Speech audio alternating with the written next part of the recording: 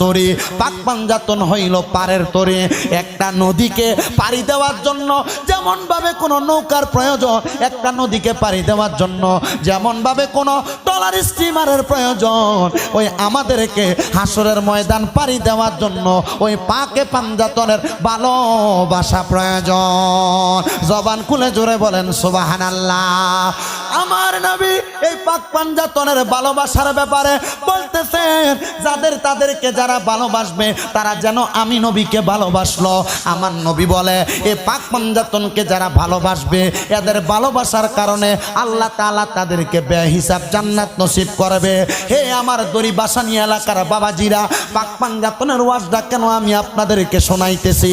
যেহেতু পাক পাঞ্জাতন নাজাতের তরি, আহলে বায়াত নাজাতের তরি, এদের ভালোবাসার কারণে নাজাত পাওয়া যায়, জান্নাত পাওয়া যায়। আপনি আমি যদি এদেরকে ভালোবাসি, মোহাব্বত করি,